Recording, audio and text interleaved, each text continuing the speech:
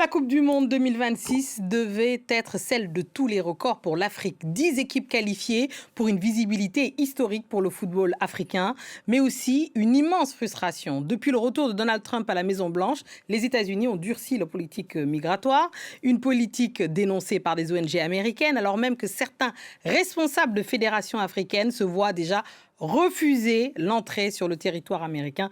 Pour en parler ce soir, nous recevons Silver Henri Cissé, journaliste et grande voix du sport international. Merci et bienvenue dans le JTA. C'est un plaisir, Silver, toujours de vous recevoir. Alors dites-nous, la FIFA promettait le mondial le plus inclusif de l'histoire. Aujourd'hui, des milliers de supporters africains risquent de ne jamais pouvoir rentrer aux États-Unis. Comment expliquer un tel paradoxe ? Parce qu'il y a plusieurs agendas.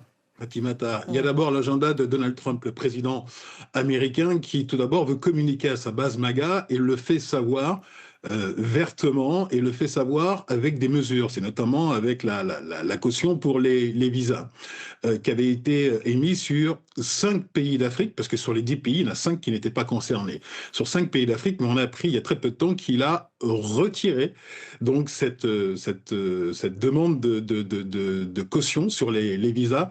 Donc pour ceux qui auraient le membres FIFA, voilà, et ceux qui auraient le c'est ça, FIFA avant le 15 Pass, avril. voilà. Voilà, ceux exactement. qui se sont inscrits sur le FIFA Pass avant le 15 avril peuvent rentrer. Ceux qui décident de s'inscrire maintenant ou qui l'ont fait après le 15 avril, eh bien c'est plus compliqué parce qu'ils doivent déposer donc cette fameuse caution de visa. Mais là, on parle des 10 pays africains. Mais on ne parle pas de tous les autres pays africains qui, quant à eux, sont soumis à cette caution de visa. Ce qui fait qu'à mon sens, il y aura très très peu d'Africains dans les tribunes, si ce n'est les diasporas qui seront présents aux États-Unis, mais dans les tribunes des stades de la Coupe du Monde 2026. Alors, Silver, on parle quid de la CAF, la Confédération africaine de football, est étrangement muette, je vois que vous riez déjà, étrangement muette sur cette question-là, alors qu'on parle essentiellement de ses supporters, des supporters africains. Elle est impuissante, la CAF, elle n'a pas de... Elle est impuissante. Ah ben là, complètement, totalement. Elle est impuissante. Pourquoi ? Parce qu'elle n'a pas de lien direct avec l'administration de Trump. Elle n'a pas de lien direct avec Donald Trump.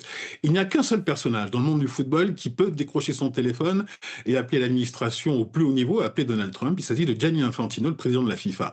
Et je pense que c'est lui qui a dû œuvrer pour que les cautions de visa puissent être ôtées pour les 5 pays qui en souffraient.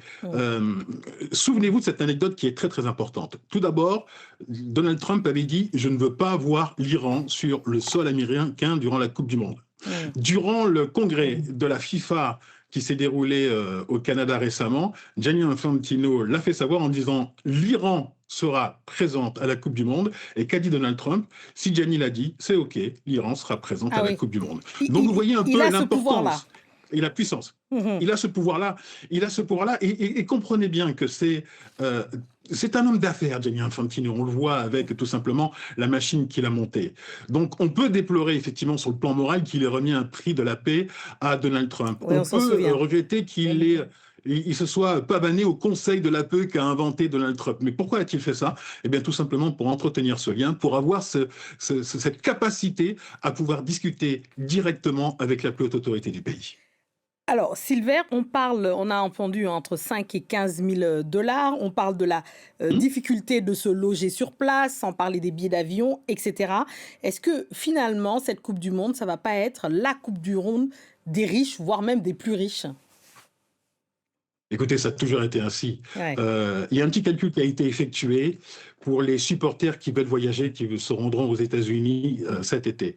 Ils devront dépenser entre 3 000 et 6 000 € par match. C'est-à-dire quand on fait une péréquation entre les déplacements, l'hôtel, les transports publics qui ont été multipliés par 10 dans certaines villes, ce sera hors de prix. De toute façon, le football à très haut niveau lors de Coupe du Monde a toujours été un sport de riches pour les joueurs, mais aussi pour les supporters.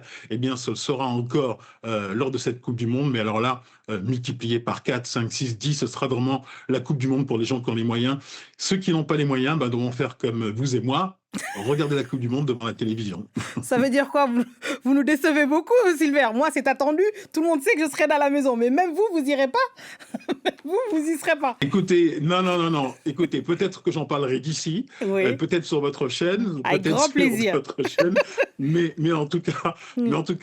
Je n'ai pas bourse déliée pour me rendre aux États-Unis assister à cette Coupe du Monde et dépenser des dizaines de milliers d'euros. Eh ben, on la commentera avec plaisir sur cette chaîne, évidemment. J'ai envie aussi de vous demander, vous avez Hmm. beaucoup parlé avec toute votre expérience, évidemment, sur le football africain, mais aussi à son histoire. Est-ce que vous avez déjà vu une compétition internationale où ça a été aussi difficile pour les supporters africains de s'y rendre, globalement? Non, parce que là, on a quoi? On a la menace de ICE, on a Oui, une exactement. politique anti-immigration qui est radicale, il y a une pression, il y a une terreur, il y aura une ambiance qui, pour l'instant, hein, si elle reste comme ça en l'état, sera tout simplement détestable. Mais ça pose un problème à la FICA. Parce Ah, que la FIFA, elle a des sponsors. C'est oui. 2 milliards de dollars ou d'euros environ qui sont dépensés par les sponsors pour avoir quoi?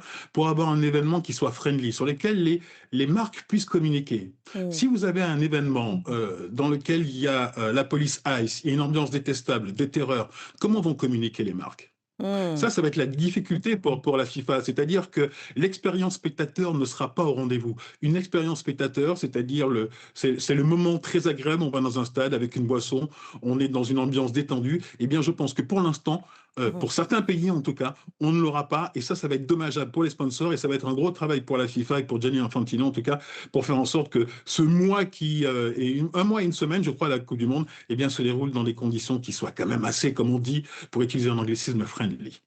Eh ben, on verra bien. En tout cas, nous, on la commentera ensemble depuis nos maisons respectives. Merci beaucoup, vraiment, Ciao. Sylvain Henri Cissé, d'avoir été avec nous dans ce Journal de l'Afrique. C'est la fin de ce focus et de cette édition. Merci à tous ceux qui nous ont suivis partout dans le monde. Et ce soir, forcément, de Lagos à New York, hein, en passant par Bruxelles où était Sylvain Henri Cissé. Merci beaucoup.